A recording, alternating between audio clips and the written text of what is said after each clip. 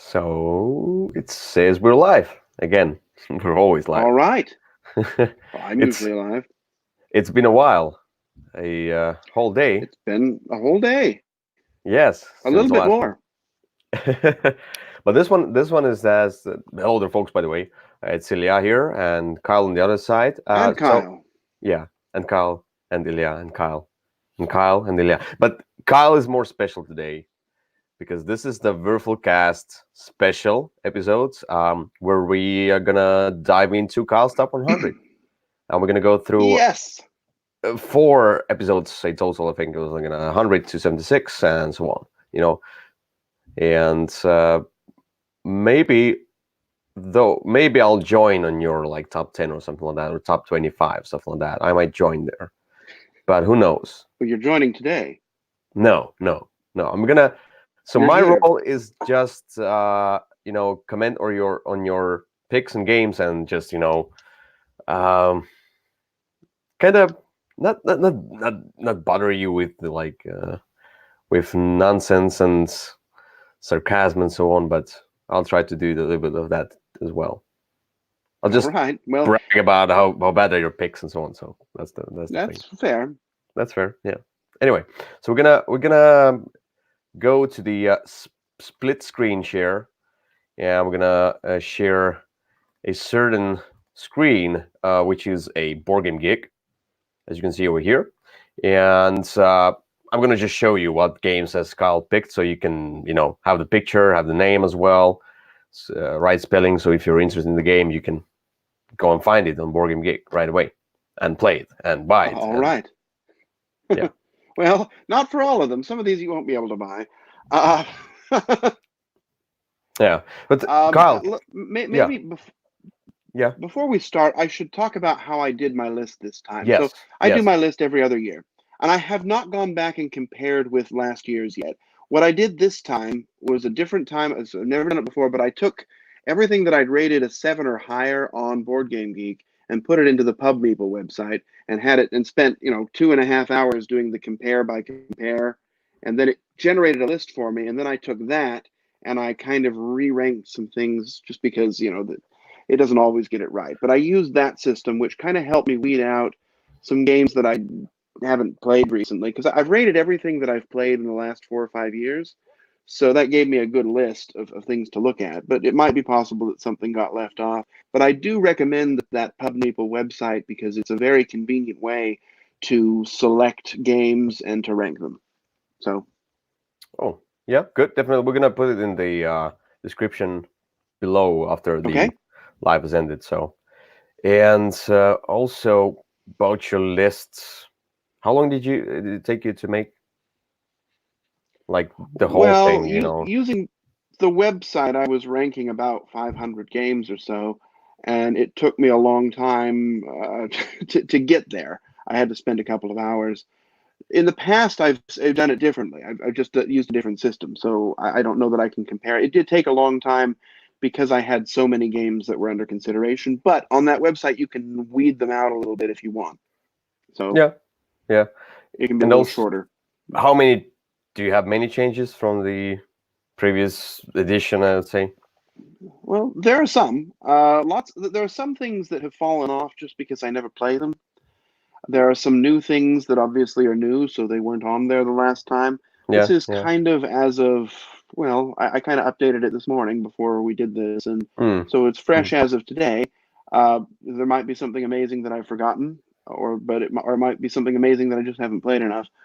But yeah, I don't know. There's some changes as high as the top 10, so there's definitely some differences. Oh, I see. That's nice. All right, but before the further ado, let's just start with the list. So, number 100. Right. Number 100 is a game that very few people play, very few people talk about. It is called In the Shadow of the Emperor. Okay. In the Shadow of the Emperor is an older game, and in it you are playing various sort of noble houses, and it's dealing with the Holy Roman Empire. And what you're trying to do is to position your own people on the throne and to sort of knock other people out so that you can seize control of the Holy Roman Empire at the right moments to get different bonuses.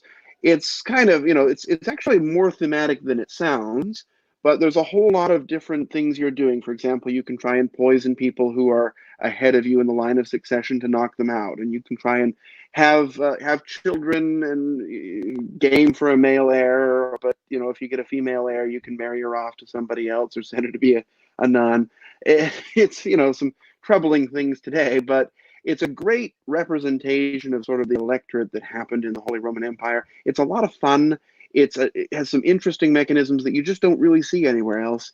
And it's one that you don't hear talked about, but it's one that I have always really liked this one. I always try and get it played, but it doesn't look as sexy as some more modern games, unfortunately. But I really like it. In the Shadow of the Emperor. Yeah, this one is like the Golden Ages was the game. Looks even this one looks even worse than the Golden Ages. So I know nothing about the game. Oh, So well, it doesn't, but it doesn't have a whole lot of artwork. Is kind of the way that it is. It's very kind of stark, and yeah, again, it's not one where you would see somebody playing it and stop by yeah, and say, "Ooh, what is that?" Uh, I would skip that but right it is a away. good Yes, game. yes, I would. Yeah, put it no. Right. Anyway, all right. So you're number 100 in the Shadow of the Emperor. You're number 99. My number 9 is a cooperative deck building game. It was the first cooperative deck building game I had ever played. It is called Shadow Rift. Yeah, yeah. Shadow Rift is, as I said, a cooperative deck building game, and there are several different versions, and it keeps getting better with each iteration. The first one was just terrible, had an awful rule book. The newer iterations are a lot better, and there's several expansions to it, but essentially you are some heroes, and you're defending this town against some sort of otherworldly threat. There's some fire demons, there's some undead, there's some dragons, a variety of different groups you can fight. And you do so through deck building. It's really just that easy. And you're trying to build walls so that when the monsters attack, you're able to, to protect yourself. And that's actually how you win the game, is by building all the walls. You can die in a variety of ways. And each of the different factions, I think there are 8 or 9 now. There were 6 in the base game, but a couple of expansions have come out. Each of them works differently in a fun new way. It's not very long. The rules still aren't the best. And it's not exactly a game you see played very much, but it really does hold up well. It's one that I go back to a couple of times a year usually, and I'm always surprised by how fresh and new that game feels. So 99. It used to be higher. It's just probably because I don't play it as much as I used to. 99 is Shadow Rift. I think I had this game and I was about to play this game, but I think I had the previous version, something like that. Wasn't the best one. Well, the previous version was in a small box. Yeah, something like that. Yeah, yeah. It looked like a prototype. Yeah, just maybe, probably, because I remember I had this game, but I never played it, and I traded this one away. I don't know why. Maybe I hate the black borders, as you can see here. Yeah, black borders and cards, I hate them. So maybe. Well, that's actually there. That's a good one, because that shows you the new cards and the old cards. The old cards were these long, skinny things, and the ones on top, I think the ones on the bottom there in that picture are the they look much better. old Yeah, cards, much better. Yeah. And the top ones are the new cards. So, I had these old cards. Yeah, I remember that. So okay. All right, so this is Shadow Rift number 99. Your number 98. Yeah. Well, number 98 is probably the first one people may have heard of. It is a re-implementation of a game that's later on my list, but it's one that's a little bit too big, a little too expensive. The expansions are a little too hard to find, but it's a lot of fun. It is Cthulhu Wars. And it's a big old game where you take the part of the worshippers of one of various elder gods from the Lovecraftian, Ambrose Biercean mythos, and you're trying to take over the world, and each of them has its own set of goals. And so as you do those goals, you unlock new abilities, and you're trying to accomplish your own unique victory conditions before anyone else does. Really quite a fun little game. It's not little, but the miniatures for it, as you can see there, are very large. You could probably kill someone with that Cthulhu. And there are expansions, but they are, let's just say that the company that makes them has a very high opinion of their value. So Oh, I haven't really even expanded into the expansions just because I don't play it enough to justify buying, another $200 or $300 worth of stuff for it. But I do really like the base game. A lot of fun, a lot of different things to try and do, and it works really well. yeah. Number 98, Cthulhu Wars. I kind of commended that. Never played that one. I don't care about that one. Too many miniatures. Too big miniatures. I don't know. Just Okay. doesn't call me. Though I love the Cthulhu universe, But Wait, was that a pun? I don't think maybe. it was. I don't think you got that when you said Cthulhu Wars didn't call you. Okay. We'll Never we'll mind. we'll look into that later. Yeah. Okay. Very well. So number 98, Cthulhu Wars. Number 97. Number 97 is a party game. The first party game on my list. There will be others probably.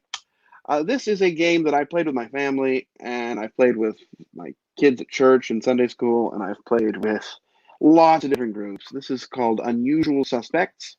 Mm-hmm. It is a game where you have, you're really just playing off of inherent biases that you have about people. You've got a 12 card grid. I guess it's 4 rows of 3 or 3 rows of 4. And in this grid, one of them is the culprit, and you are trying to Yeah. eliminate all the other suspects by answering questions about them. But they're not questions Yeah. like, does this person wear glasses? They're questions like, does this person ride a bicycle? Or does this person like to shop? And things you can't tell from a picture. And so you say something about that person, and then you answer the question yes or no, and then you sort of let people spin their own narratives for the different characters. It can be uncomfortable with people who are sensitive about things like stereotypes, but Sure. if you kind of let yourself go and give yourself the freedom to have a little bit of fun, it's a really good game. And the questions aren't controversial. It's just your inherent biases based on the way somebody looks, judging the various things about them. It's a lot of fun. We've always laughed. There is scoring in the game, but I've tried to follow the scoring mechanisms and it's always failed. We really just play the game to see if we can find the person and to experience a couple times through that deck and some laughter. So 97 is Unusual Suspects. All right. Yeah, I played this one. I like this one. Yeah, it's I had few problems with that. People understanding the clues a little bit differently than they kind of should or something like that. It's so very much biased. It's a game where it depends on people a lot to enjoy that Yes. one. Yeah. So, all right, number 97 was Unusual Suspects. And by the way, I found a way to add the numbers as well on the bottom of the I screen. see that. That's pretty amazing. We're exploring the StreamYard. All right, so your number 96 now. My number 96 is a game that kind of came out of nowhere for me and opened a brand new literary world for me. This game is Dresden Files, the cooperative card game. I heard This about this one. opened the Dresden Files sort of series of books to me, and I dove in and really enjoyed them. It takes, I think it's all caught up now. You can go all the way through and play a story based on each of the books in the series. There's also a random scenario generator you can use. It's an interesting little cooperative game where you're trying to get rid of bad guys and solve clues. And at the end of the game, you just have to have fewer bad guys out than you have solved clues, or something. It's something like that, where you have to have done better at the investigation than villains. And if you tie, well, evil always wins in a tie, so you lose. And it's very challenging. You've got a very limited number of actions. You can use a card to generate Mm-hmm. those sort of elder sign or those pentagram tokens. You can use it to, I guess they're called fate tokens. You can use the card to generate those, or you can use it for its effect and try and eliminate something or progress your case. And you Yeah. have a very small deck. It's not, you don't have a lot of cards. You don't have a lot of things you can do. If ever you run out of those tokens, you lose. So Mm-hmm. Got um, this. and it's just a lot of fun, and it's a great way to experience the stories. I enjoy the game a lot more now that I've read the books, because I can kind of go through and see an art depiction of various scenes in the game, in the books, and kind of play through the story. They're very nice representations of the different books. So if you Mm-hmm. like the series, it's great. If you don't like it, like the series, the game's still enjoyable. And there's even a Sentinels of the Multiverse crossover in there. So a Okay. crossover character created just for the game. I've never played this one. I know nothing about this one. The art looks cool. Yeah, the idea is nice. Yeah, I might wanna try this one out. So this is Dresden Files cooperative card game. Yeah, that's the one. That's right. And it's number 96. So let's go It is to number 95. 96. Number 95 is a little auction-y type game that I quite enjoy and got a lot of buzz a couple years ago called Keyflower. Okay. In Keyflower, you've got four colors of meeples, and that's your currency. That's what you're bidding with. And so there's some clever mechanisms where you've got all these tiles that are out there, and you're bidding either to activate the tile or to buy the tile. And if you buy the tile, you get anything that people had used to activate it. It's very interesting. It has some really interesting decisions you've got to make, and you're trying to buy the right tiles to build up your city to get the most points. And all the scoring tiles, the sort of interesting way that the scoring works is at there's four seasons, and the winter season, the last season, you have a certain number of these tiles that you know about, and you'll just select a few to put into the mix. Now, somebody else could get that and score it, but you have a little knowledge of what's coming and can kind of plan your own game around it. There are a lot of expansions for it, and although I have all the expansions, I have never played with even one of them. I've always just played with the base game because I've played with newer people or because we just have enjoyed the base game so much. I'd love to try with those expansions someday, but I think Keyflower, even just the straight out of the box game, is fantastic. Okay. Yeah. Although it does have a rough rule book. It's like pages of solid text. It I is see. a very difficult game to learn from the Yeah, rules, but a fun one I to play. never learned it myself. So I was over at the friend's place, and then he taught me this game, and this was an interesting way of like auctioning, not really worker placement, but kind of a little bit of that feel as well.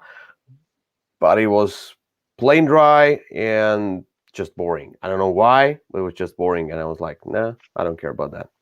Okay. So Well, yeah, there you go. Oh, I like it and though. by the way, John O'Brien asks in the comments, he asks, can we get a link with the list of games? I think he means that website where you can make a list. Oh well, we can put that in the Pub Meeple link, and then we can also maybe list out the game. I don't know. We'll think about the other We'll have lists, to see what it. because it's live, so we're gonna. Okay. So Yeah, after we're done, we can make a list. yeah. They will be in the description of the video below after we're done with this live session over here. So we're not. All right. So that was number 95. That was Keyflower. It Am I was right? number 95. It was Keyflower. It still is. And number 94. Yes. Number 94 is a game that I had kind of forgotten about for a while. And then the existence of a new game came out, and it made me think of the old one. And then there was a Kickstarter for a deluxe edition of this old game, and I got it, and I started playing it again, and I really like it. And that game is Snowdonia. And I've got the big box edition with all of the various expansions. I mean, there's something like 20 different expansions for it, which are different modules, different ways to play, slight changes in the rules. It's very much a dry kind of a worker placement game. I mean, Yeah. if you're looking for something other than that, you're not going to find it. It has trains on the game, and there are trains in the game, but the game is not a train game. It's not like Ticket to Ride where you're connecting routes. What you're doing is kind of clearing rubble off of the mountain so that you can build tracks that kind of go up toward the end station. And that's the basic mechanism. And then you've got different rules, like in one, you're building sort of from the middle going out downward. In one, you're trying to build a graveyard so that you can bury somebody and get him toward the end so you can bury him. The deluxe version is interesting. I have mixed feelings about it. I do like that everything's in there. It did not, however, come with card dividers, which is a very big oversight with you've got that many expansions. So that was sort of a ding on it. But the game itself is very simple. You've just got several different worker placement spots, and you're trying to pick the one you want. And you've got different goals. So You've got contract cards. I can't. I'm pointing, but I can't point at the picture on the screen. But you'll see there's some sort of face-up cards toward the bottom of the board, 3 in a line. Those are contracts, and when you buy them, they give you a special ability, and they also give you some goal to work toward to get points. And so by strategically planning when you take those contracts, you can develop your own strategy for the game to try and maximize what you feel like doing. The game lets you do any of the actions, and you can do well with any of the actions, and you're just picking the ones that are the most interesting and kind of maximizing that. I'd almost call it a lighter version of Russian Railroads, if that makes any sense. Yeah. But I really like Snowdonia. Yeah. And something I think like something that doesn't really catch my eye based on how it looks and the Euro stuff and the older stuff, but something that I think I put on my wish list recently because I want to try this one. Well, and you've been interested in Alubari, the tea game, which is sort of a stepchild of this game. So if you like one, you'll probably like the other. I haven't played Alubari yet, but yeah, I'm into this smooth Euros, so Snowdonia might be the case. So that's definitely a British Euro. Yeah. So that's Snowdonia, number 94. Let's go to number 93. Number 93 is a well-known game, and I'm kind of surprised it came in so low, but maybe it's just because I like other games more. A game I really like, though, and it looks great, and that game is Blood Rage. It is a game that's somewhat area control, somewhat drafting. It's got a little bit of everything. It definitely has a lot of different pieces moving about. It also has this, managing your income or your resources, this rage mechanism that's very interesting. It's got great looking pieces. It's not very long. It plays okay with 2, but really well with 3 and 4. I've never tried it with 5 and don't really have any desire to. I've tried with 5. You have? Yeah. Don't. Okay. Was it awful? Don't. Just don't. Okay, yeah, I wasn't ever planning on trying it with 5, but with 3 and 4, and with 2, it's okay too. But with 2, it can be a little bit one-sided. But you've got 3 different ages, and in each age, you're selecting the goals you want to do, you're selecting the upgrades you want, and you're selecting various battle cards, and then you're trying to maximize the sort of custom character sheet you've created for yourself. All the characters start out the same, but as you go through, you'll get the abilities that you want, and then it's up to you to make those work for you. And that I like that. That really sings to me. It's not a hard game to learn. There's not a whole lot of rules, and so it works well with a lot of people. And it, unlike in the Shadow of the Emperor, which we talked about earlier, this is one where if somebody walks by and sees you playing it, they'll stop and say, "Oh, well, what's that? That looks interesting," because the game looks good. Yeah. So this was the one that a long time we had the story. We talked about the story where, like, we saw it in Kickstarter. We're like, doesn't look so good. It didn't look good on Kickstarter, to be sure. And finally, we were like, everybody is raving about the game. We're like, let's just get it. And though we didn't get it, but we got it through the Secret Santa on BGG. So we were lucky to get this game through that. And we're like, okay, we got this one. Did you change the number to 93? It still says 94. Oh, I'm sorry. It's 93. It's 93. I'm sorry. So with this one, it's an amazing game. It surprised me very, very much. I mean, like, I thought I will not like this game, and it's a miniatures game and things, but this is so much hero stuff in it, and just an amazing game. Like it very much. It certainly is. So that was number 93, Blood Rage. And I'm gonna interfere for a moment. So I'm gonna show you the box, the picture of the box, because if I'm constantly clicking on those pictures a lot, I mean, like, I'm just not gonna be able to keep track on that. So I'm gonna click on the picture only. I'll show you the picture of the box. You can go and investigate yourself on the BGG how the game looks like. That would be the best option. Okay, fair enough. That's probably a good idea. All right. Are we ready for 92? Yes. Number 92 is a game that I kind of gave short shrift to for a while, and then I finally tried it, and I really liked it. The game is called Role Player. The Okay. theme sounded kind of weird to me. You know, you're creating characters for an RPG. I don't really play RPGs, so that didn't sound interesting to me. But when I finally sat down and played it, I really like it. It's dice manipulation. You draw some dice, you're trying to use them and to manipulate them and get your different attributes in your different rows to be just perfect, and then change them and sort of maximize various abilities that you can get throughout the game. The theme works really well. You're just creating a character. Unfortunately, Yeah. after you're done with it, you can't use the character for anything. you put the game away. But it's a lot of fun to try that, to go through that experience, and it almost makes me want to try a role playing game, just because that the whole concept of creating that character can be a lot of fun. There's an expansion for it, and the expansion is great and should always be used. There's another expansion coming out later maybe next year, probably at this point, that is also hopefully very good. It has some different things, multicolored dice, things like that.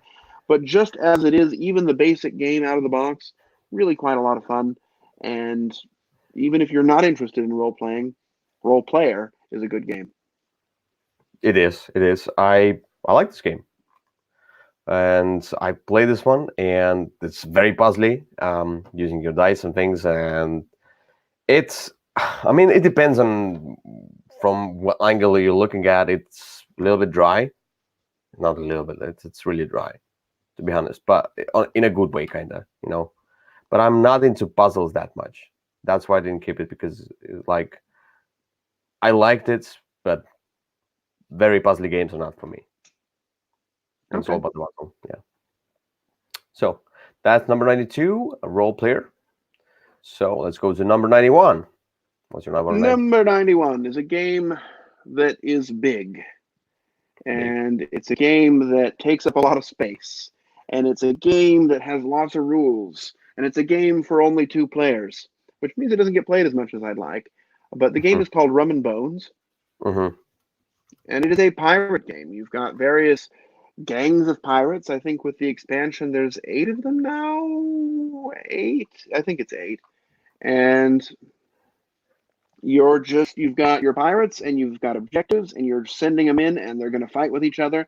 And you've got a few heroes that you can use and move around and do stuff with. And you've got grunts that are going to run up and hit whatever's in front of them. And you're taking turns, and you're sort of getting into the whole spirit of piratiness.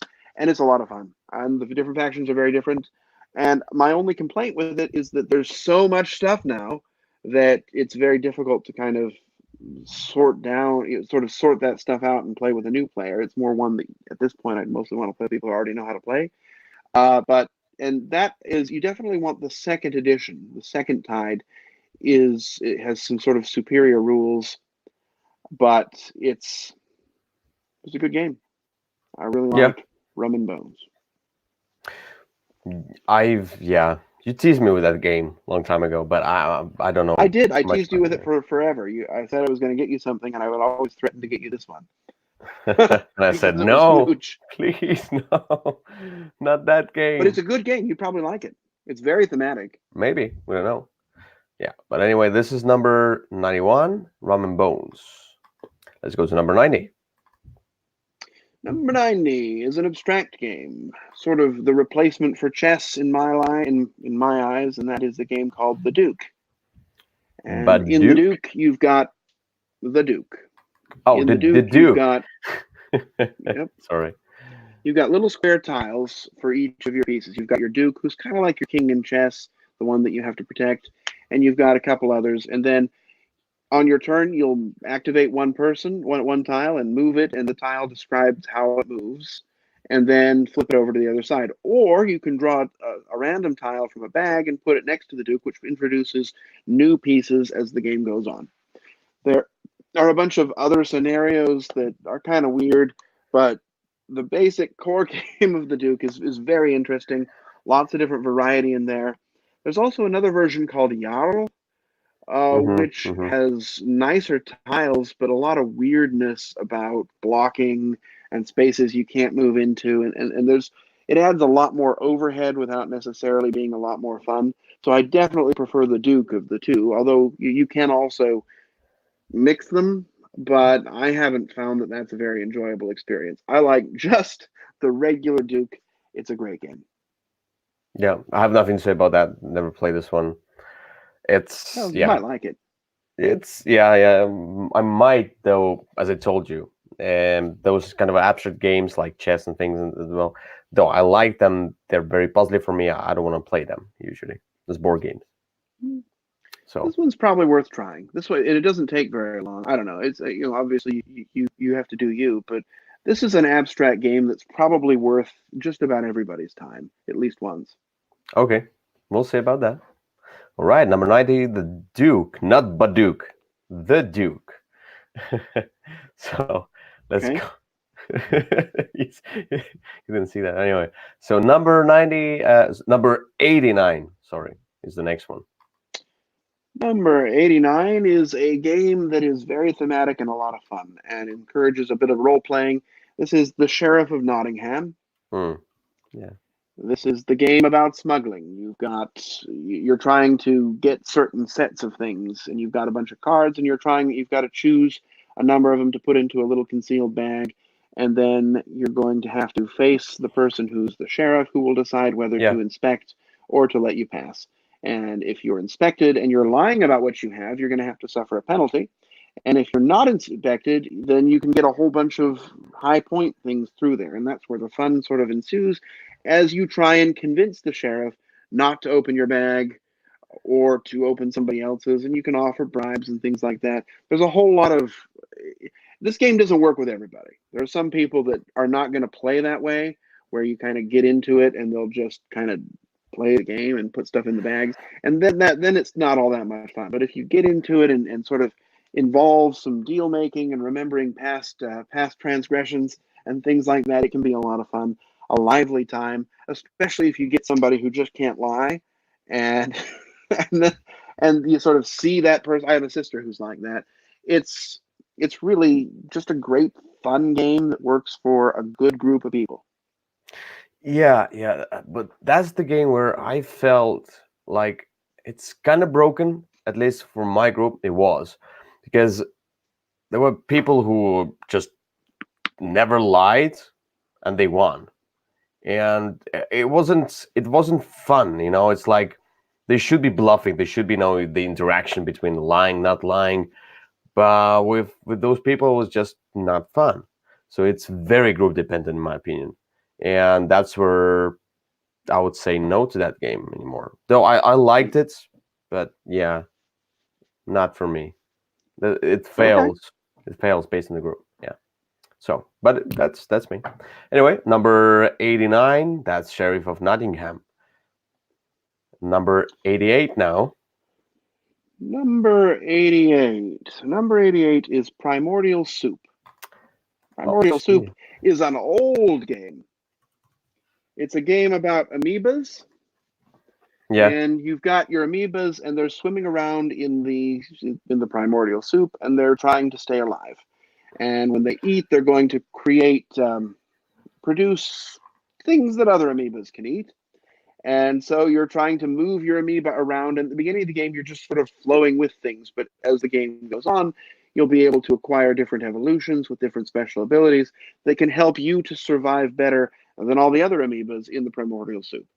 The game has an interesting art style, and the components are a little weird looking. You've got these sticks where you're putting beads on, but as a game, it works well, and it's held up a long time. I don't remember when this one came out, but it's definitely an older game, and it's one that every time I get a chance to play, I'm very excited. Yeah, that's a long time for games. There may be somebody who watches this who wasn't even alive then. So. But I really like it. It holds up very well. There's another game that's sort of a spin-off of it called Urland, and it's not as good. The original Primordial Soup is definitely the better of the two. Got this one. Yeah, I've never played this one, but it looks cute. It's something I want to try, just because it looks so cute. Yeah. So number 88, Primordial Soup, or also known as Ursupa. So, yes, Ursupa. Ursupa. Yeah, thank you. All right, number 87. Number 87 is a game that when it came out, I thought it was going to be just the best game ever. And for a while, I loved playing it all the time. Unfortunately, some of the rules in it and some of the customization make it a game that people are either, it tried to be a lifestyle game, but then it kind of lost all support from the publisher, unfortunately. The game is called Ashes: Rise of the Phoenixborn. And it's Yeah. a great little one of those sort of dueling mages, Magic the Gathering style game. The interesting twist here, in addition to a fantastic artwork, is that you've got these dice that you're rolling, and the dice are your magic that you're using, and you've kind of always got the same number of dice. You start the game with your pool of dice, and you use them every time you take actions, and you can always take a side action to improve them. So you're not subject to the randomness of the game totally, but really what you're doing is trying to manipulate your dice pool and play cards and make a line of things and then go forward and attack. And as a game, if you play with just the base decks that sort of start with it, it's a lot of fun. Once you get into sort of the min-maxing and deck customization that you can do, I kind of lose interest. Other than drafting, I played this game in a draft, which was fantastically fun. Mm-hmm. But I really like it. And it looks great. I just wish that more people liked it as much as I did, so that I'd have a chance to play it occasionally. Yeah, I've played with you, I think, yeah. Yeah. That was the one. Yeah. I think I liked it. But I don't remember much. I remember having dice, different dice and cards and activating things but Yeah. kind of forgettable for me because I'm not into kind of those CCG type games. It's just not my style. But that one wasn't bad as much as I remember. So number 87, Ashes: Rise of the Phoenixborn. All right, let's go to number 86. Number 86 almost feels like a sister to Ashes: Rise of the Phoenixborn. This is a game that was released as a complete game, and we were promised there would never be any expansions, and there have not been any. The game is called Codex. I think it's like Codex Card Time Strategy Game or something. Yeah. It's a really fascinating game. You've got this binder. It's like it took all of those sort of CCG type games and combined them into one concept. You've got a binder with all of your cards, and there's a bunch of different colors, and each color has 3 different tracks you can go down. And you're trying to build up your various heroes and summon creatures and ultimately attack the opponent's base and destroy it. And you can also customize your base as you go along. It works really well. There's a lot of rules overhead for your first time, but because there's really just the 6 colors and then you're done, once you've learned the rules, if you're willing to go in for a time or two and not understand it, you can quickly pick it up, and it becomes a very rewarding game once you know what you're doing. And I like how all the decks feel very different, and I like it sort of has that Mage Wars thing where you've got the binder with all the cards, so you can always get to whatever you want. That's also kind of fun. You're customizing your income, you're customizing your base. It's a great game. I really like it. Unfortunately, it's very expensive. So there's that. I see. Yeah, I've never played this one. No, kind of nothing. But I've heard about this game. But Codex sounds boring of name. Let's say, and the box is also boring. That's the only thing I can. But inside, it looks great. If you were to look at the artwork, you'll see that it's very good looking. The game pops on the table. It just inside the box, I admit, does not look. You're a good person inside. Yeah, that's the thing. Mm-hmm. No, it's yeah. Why not? Anyway, so this is number 86. Codex Card Time Strategy. I think. So let's go to number 85. It's a stupid name. Yeah, it is. Number 85 is a brand new game. It's a game that has been all the rage. I've played it a lot of times already. I don't remember how many, but probably close to 20 so far in the month or 2 that it's been out. This is Tapestry. Oh, that's nice. Tapestry is a game about moving up tracks. It purports to be a civilization game, but it's really kind of an abstract Euro game. But it's a lot of fun. You've got the board has 4 tracks around it, and each track on your turn, you're going to advance 1 space on a track and take that track's action. That's really it. And you're deciding which way you want to go. And I've gone up to the end of all of the tracks. I think I finally made it there, but you can pick. If you want to be aggressive, you can go this way. If you want to improve your ability to advance on other tracks, you can go on another one. You can do the exploration and kind of build the board. There's a lot of different possibilities. There's also, I don't know, 15, 20 different civilizations that have special abilities. And you'll get one of those, and then that can kind of help you, give you some guidance to how you're going to progress. The game's not perfect. It's huge, but for example, and because it's so huge, it can be hard to see what's on the other side of the table at times. There's a lot of icons, but once you get into it, you can kind of really quickly pick those up. There's not a whole lot of rules overhead. The game boasts that it only has 4 pages of rules. That's kind of a lie, because you also have to know what all the icons mean. But it's still a lot of fun, and I like it with 2. I like it with 3. Have I played it with 3? I guess I haven't. I've only played it with 2 and 4. So I like it with 2 and I like it with 4. I will never play it with 5. That's just right out. But with 2 and with 4, and presumably also with 3, it's a great experience. It gives you a nice, things to process in your brain, and you can pick which way you're going to go, and it's just great, and it looks good too. All right. I ordered this one. I'm waiting for that one, and I'm gonna try it at some point. So I have nothing to say right now. It's very controversial right now.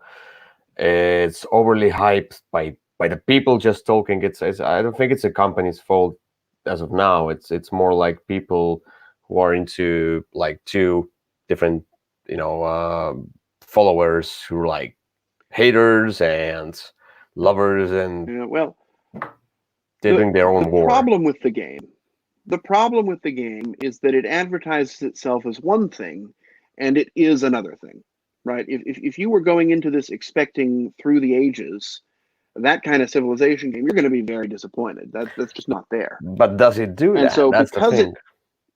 It kind of, it touts itself as a civilization game, and the people who are looking for that are going to be disappointed.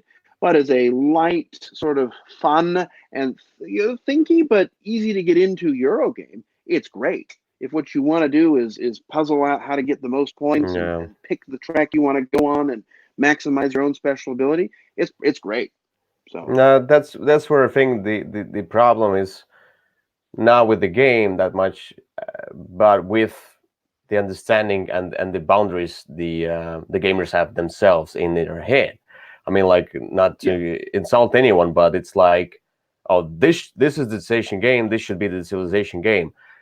I mean, I think in few years we'll have a different understanding of what is what. Maybe in few years the worker placement games that we say right now are worker placement, or let's say that we say that are not worker placement games, will become kind of like worker placement games. The boundaries between those different genres, different mechanics and so on, they're like, I don't know, disappearing, because things are moving on, and you need to evolve. You need to crush those boundaries in order to make something new and something cool. So that's where I say it has a theme of civilization. That, like, Seven Wonders is listed as a civilization game. Seven Wonders is also not a civilization. Like, I mean, like, Seven Wonders doesn't have any theme at all for me. Just an abstract game. This one, at least as I've seen in reviews and so on, and so on, in with the components and so on, this has more theme to it. Though I'm sure it's also abstract, just kind of a Euro game, and I'm fine with that. Well, I hope you'll like it. I sure do. Yeah. So, number 85, Tapestry. Now let's go to number 84. All right, number 84. I'm going to use the reprinted name because that's the better version. The reprinted name is Favor of the Pharaoh. It's based on an older game which was called, I think, Krone und König. And it's a dice game, sort of a Yahtzee style game. And you're just trying to, and what you're trying to do is you have to roll, I think is it 6 or 7 dice of the same number. That's how you win the game. And at the start of the game, you only have Yes. like 4 dice you can roll. So or 3. I forget the numbers, but it comes back pretty quickly. And so you're trying to roll certain combinations so that you can improve your ability. You can get more access to more dice, access to more control over which dice you have. You know, the ability to flip them over, or the ability to always set this die at the value of 6 or whatever. So you're trying to progress up a track and getting progressively stronger and stronger as you use your abilities, and eventually get this goal to gain the favor of the Pharaoh and win the game. It's fast, it's fun. I really liked the old version, and as much as I like the old version, the new one is that much better. It looks much better. It's easier to organize, and there's a It lot is. more variety to it. It's a good game. It works with a lot of people. If you're looking for a Yahtzee type feel without playing Yahtzee, this is a good way to get into that. It doesn't have a whole lot of theme, but doesn't really pretend to either. Yeah. This one, I played this one. I like this one. This is like the most kind of a streamlined or the most straightforward Yahtzee type game for me. I mean, like, it's the dice. You have the dice, and all you do, like how you advance, is you're trying to kind of build up the mitigation system and just get the best roll eventually, like 7 Yeah. dice, something like that. Yeah, and that's it. That's the whole game. It's all about your Well, and dice this and new mitigation of them. version, Yeah, the new version also has special dice, which are better. They have different sides, and you've got temporary true. dice you can exit. So there's a lot of different ways to kind of make your move, because there's going to come a time when you decide, okay, now is when I'm going to do it. Yeah, Because and you'll spend all your stuff and do it at that point. So it works really well, and it's not long, and I love it with two. With two, it's just perfect. It's okay with more, but with two, it's just a great game. all right. That was number 84, Favor of the Pharaoh. Let's go to number 83. Number 83 is another new game that I've played a ton of times since it came out. We talked about it on our spooky Halloween games list. This game is Horrified, cooperative Mm-hmm. game. You are fighting several monsters out of the town. It's a little too easy if you play with only 2, so I'd always recommend with 3 or 4, but you've got all these old monsters from those classic movies, and you're moving around and trying to fight them and trying to save the town in a variety of ways. It's not long, it's not hard, there aren't a lot of rules, it's available, it's accessible, it works with just about as a great intro to cooperative games if you've never played one before, and it's a lot of fun. It's been one that I've almost every time that I've played it with somebody, the person has said, okay, well, let's try it again with the other monsters. It sort of kind of sells itself. Yeah, yeah. That's something I should try definitely. Something that somebody says like pandemic. I don't care about the pandemic theme. I like this theme much more. So maybe I'll try it Yeah, on the cruise, something I like that. mean, yeah, I'm sure that would be a great time to try it. And it's just, even if you don't love cooperative games, this one's so simple and elegant that it really works. And then the theme is there too, that gives it a sort of a little extra boost. It's a great, it's just a great game. That's why it's my number 83. Yeah. So number 83, Horrified. Let's go to number 82. All right, 82 is a game that has fallen quite a bit in my list, and that is just because I haven't played it for a while. But when I got it out and played it the first time, I left it set up on my table and I played it for weeks. Only this game. And the game is called Gloom Haven, Mm-hmm. and it is a fantastic adventure game. And you're customizing your characters as you go along. And there's this interesting thinky puzzle of how you're going to use your cards to accomplish your goals. And there's some unknowns because you're going to play the top half of a card and the bottom half of a card. And as you get better, your character progresses and you've got goals that you're working on, and there's sort of inherent story that's happening. The problem, of course, with the game is that it's huge, and it takes a long time to set up and a long time to Huge. tear down, and it's a big time commitment, and it's a big money commitment. But with all of that aside, it's a great experience if you wanted to have that dungeon crawl game without the need to do sort of the RPG piece, and you're willing to commit to playing it several times and working your way through the story. Gloomhaven is fantastic. I have nothing to say about that. It's a #1 game on Board Game Geek, but I'm probably not into solo games that much. You know, the sprawling solo games, the big ones. It's a Well, you fantasy. don't have to play it solo. Yeah, but even if I play cooperative, I'm not I've into played it with dungeon crawl people games. too. Oh, there are Okay. people. Oh, no, I'm not in dungeon crawl games, and I'd rather play like the computer game, like Diablo or something like that, instead of that. So, just me. Well, there's a computer version of it now. Oh, the digital some Steam thing type. There's a version on Steam. I haven't played it just because Steam doesn't really work for me. But if you wanted to have a video game experience and have it be a video game, you could play this one there. Maybe we'll see. But they usually don't like to pay money for a digital version of games because they're not worth it usually. So that's number 82, Gloom Haven. Let's go to number 81. All right, number 81 is a game that is somewhat controversial in the world, but I quite like. There's essentially two versions of it. There's a space one and a fantasy one, and I think ultimately I like the fantasy one better. The game is Terra Mystica. It's just gotten a new expansion that I am excited to see, but you've got it's very much. Let's just say that the thematic elements are tangential to this game. It's really more of a Euro game where you're trying to advance things and take control of areas and meet certain goals. And you've got this interesting table, and you can upgrade this thing by paying this, and then that opens different income tracks, and it's has an almost through the ages feel in terms of the way that the table works and sort of seeing the pieces fit together. You've also got some special abilities that are where the theme kind of comes in. But really, what you're trying to do is manage your resources and over the course of 5 rounds or so, get the most points. And there's a lot of ways to do it, and there's a lot of things you can do.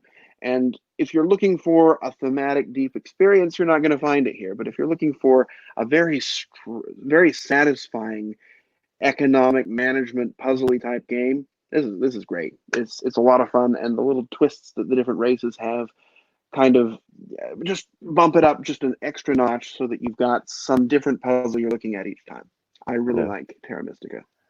I've heard good things about this one. I never had the interest to try it. Maybe I never will. But there are so many games out there, so I don't know. There are. It just doesn't call me. This is an older one, although again, there's a new expansion that I will probably get out as soon as it comes. So doesn't look good for me. That's the thing. And if I want to play an engine building, economic engine building, I'll play Scythe or something like that, Okay. So that's that. Though I'm sure that other game I mentioned might probably be higher on your list somewhere. Who knows? Scythe? I don't know. I won't make any comments. No comments. So let's go to number 80 now. Number 80. So there are 3 games that are almost the same game, and this is the best of the 3. The game is called Space Base. And in Space Base, it's essentially the same game as Machikoro and the same game as one of the Valeria games. I can't remember which one because they all have the same name. Valeria Card Kingdoms. That's what it is. Card game. Yeah, the Card Kingdoms.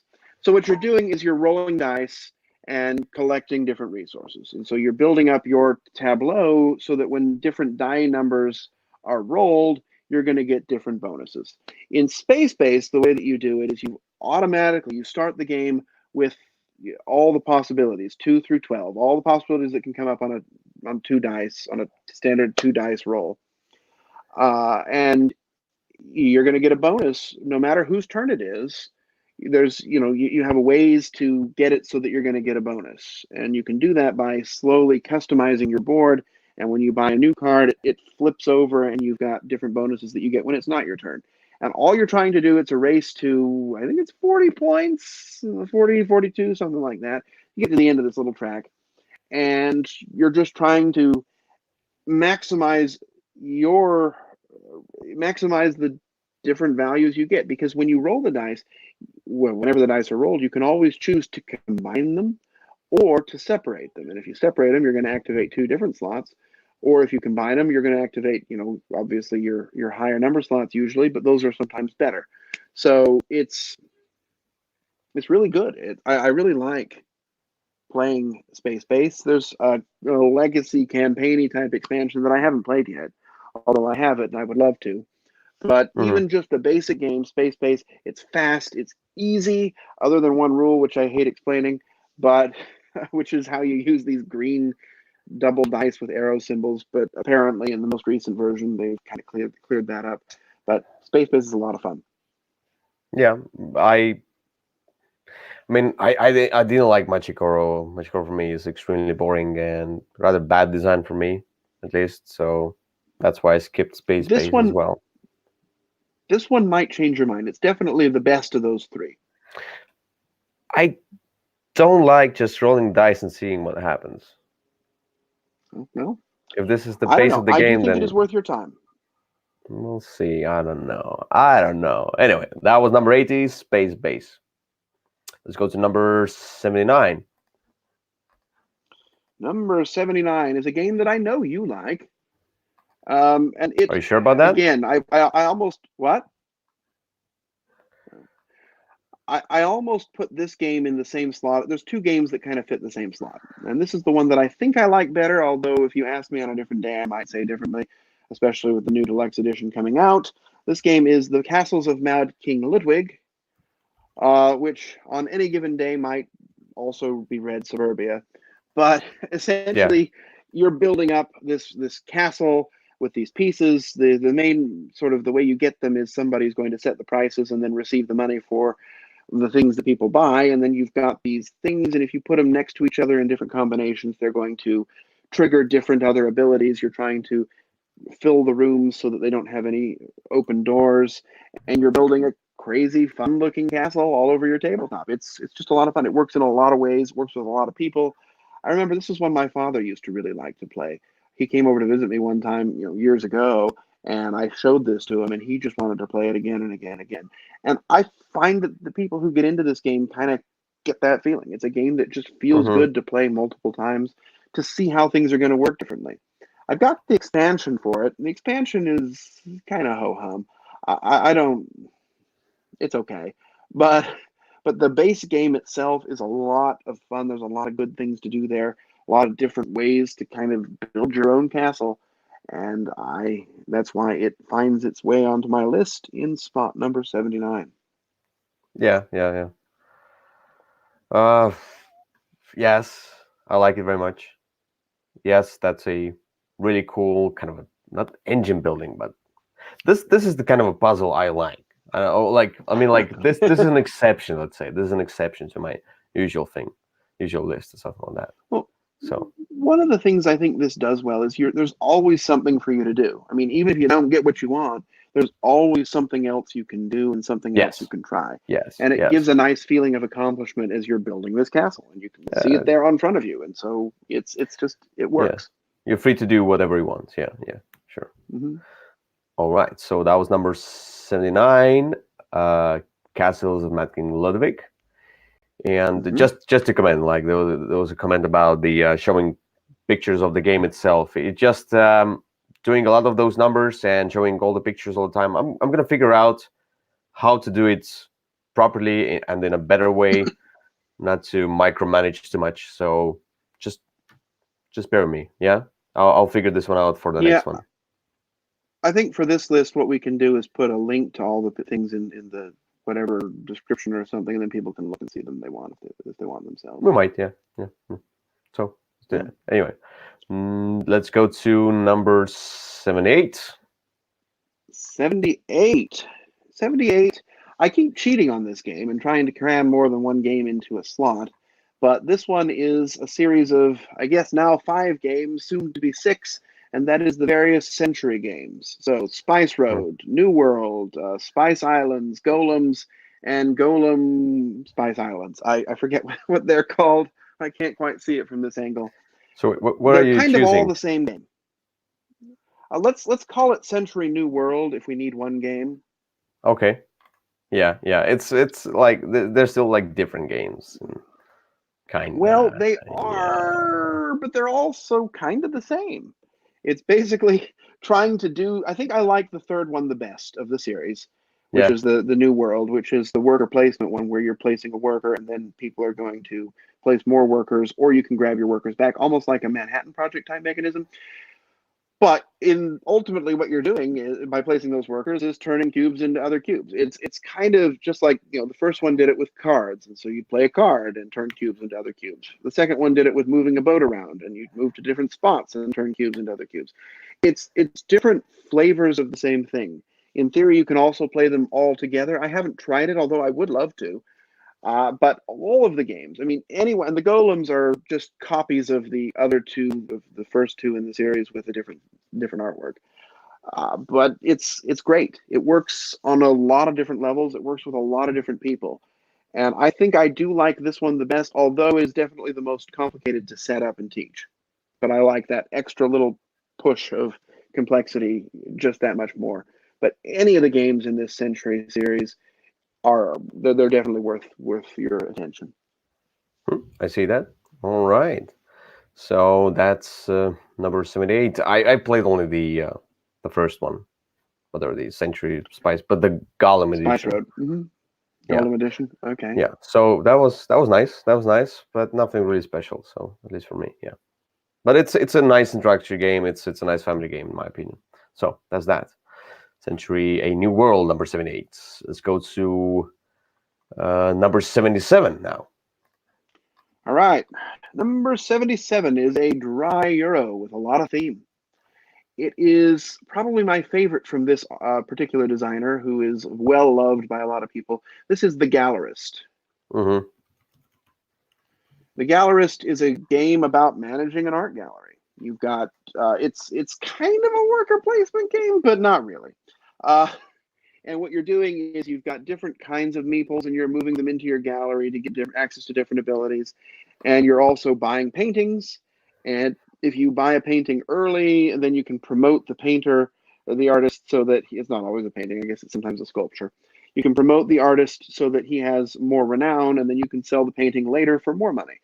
And money's the object of the game. You've got some goals. You've got a goal of paintings that you want to have sold, and a goal of paintings you want to have displayed. And there's really, just four. That's why it's not quite a worker placement game, because there's really only 4 spots you can go to, and you're going to go to one of those spots. And if somebody's there, then that person can sometimes spend a kind of a currency and do a bonus action if you want, if you're displaced. But really, all you do is just go to whatever space you want, do the action, and try and improve your prospects and the prospects of the artists that you've chosen to favor. I like it a lot. It has sort of a weird modern art type look to it, which isn't my style, but that's okay. I mean, it's about managing an art gallery, and although it's a dry Euro, the theme really comes out. It's really quite a lot of fun. There's a lot of rules, and this might be the simplest of this guy's sets. He also did Escape Plan, Lisboa, and Vinos, and a couple others. There's a Mars one that's coming out. But I think this one's my favorite. I really like it, and it's worth a try, even if it looks a little bit intimidating. Yeah. Never tried this one. Never tried any of the Vitalis sort of games, so cannot recommend on that. Nothing really. Well, So. I mean, I had to repent about Vinos. I didn't like it when it first came out, Yeah. but because I love the other 3, Lisboa, The Gallerist, and Escape Plan, I finally went back and tried Vinos again, and I really liked it. So I changed my opinion on it, just because after playing all these others, it started to speak to me as well. So I mean, any of his are good, but The Gallerist yeah. is the one that's on my list. So Escape Plan was on my wish list, so that was something I kind of like the idea of the theme and so on. So, but the one that's on my wish list right now is on Mars, and yeah, that's the Mars one. There we go. I knew there was one. Yeah, on Mars. That one's not available yet. Yeah, that's not. But I mean, like, that's the one that attracts me. I mean, like, I want to try the Vitalis sort of game. I'm gonna like it, but I'm sure it's heavy. But I mean, like, I think on Mars might be the theme for me. It might be the game for me. Yeah. So hopefully it is. Not the Galleries, but the other one. Yeah. So anyway, so that was number 77, the Gallerists. Let's go to the last one for today. number 76. So, Right. Kyle. Number 76 is a game that is definitely a worker placement game. And it's a game that is has so many choices on your turn that it's almost comical. The game is called A Feast for Odin. Oh, it is yeah. an Uwe Rosenberg game. A boar for Odin. No, I'm kidding. No, it's A Feast for Odin. And it's, there's sort of a thing in games these days about putting those little tiles onto a grid and fitting them together. This is my favorite one of the games that does that because you're doing it with a whole lot of other things. There's so many things you can do in this game. You're trying to fill in your grid, but you can also buy other grids to fill in, and you can get different pieces and access to different things and upgrade things and have sort of passive income by agriculture. And there's 60 some spots on the board that you can place on, so it's usually you can find something to do. It is, for that reason, a bit of a nightmare to teach, and has become exclusively a 2-player game for me, just because the impact of another player will make it just so much longer. Mm-hmm. But I like it. The way I like to play it is doing the raids and trying to get different things. But it's really a lot of fun. If you can get through the rules and get a player or two behind you, it's worth your time. There's an expansion, and the expansion's okay. It's really just some other things you can do. You can use this board instead, but it doesn't really add a whole lot more interesting or unique modules. But I like it with the expansion. I could take or leave that, but as a base game, it's really good. Yeah. For me, it's like, oh, you're playing the Uwe Rosenberg game. Bye. That's my thing about Rosenberg's games. I don't want to play them, really.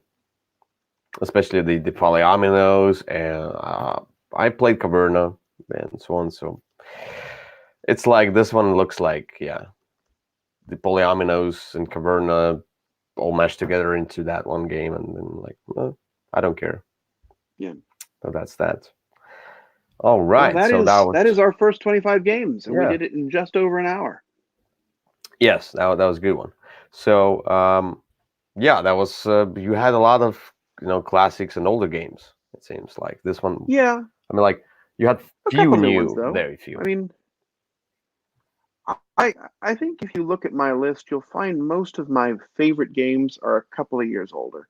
For the most part. I mean, there is a brand new game from 2019 up in the top 20, at least one.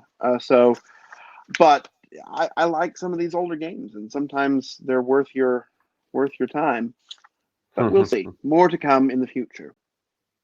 Indeed. And I'll also figure out how to kind of show those pictures as well, because it's just micromanaging all those different things. This is a StreamYard, so this is not a recorded and edited video where I could do all stuff I want. This is a live video where I'm limited to whatever tools I have here online. And so if I say lots of bad words, you won't be able to do anything about them? Nothing, yes. But I can end the broadcast right away and delete the video from existence. But yeah, just to be sure, and this streaming is not just me like recording live.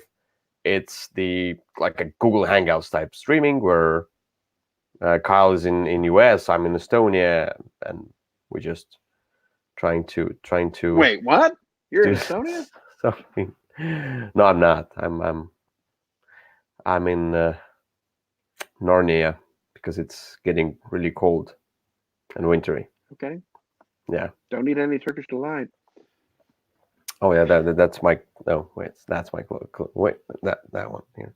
Yeah, I have few games there. Yeah. Anyway, that's my closet, where I escape into that closet over here. So you're out of the closet. Good to know. You and your jokes. They never ends. Oh, all right. So anyway, thank you for watching. That was 100 to 76. We're gonna come back. This is not a so this is Würfelcast special. So we'll have our usual episode as well in like 2 weeks or something like that, And but yeah, this one will be like out of order, something very different. Just a special episode, extra. So okay. So thank you. Any words of wisdom, Kyle? Anything you want to say? Make America game again. Let's make it. All right. All right. We have to end it now because it's getting embarrassing. All right. So bye-bye. All right. Bye.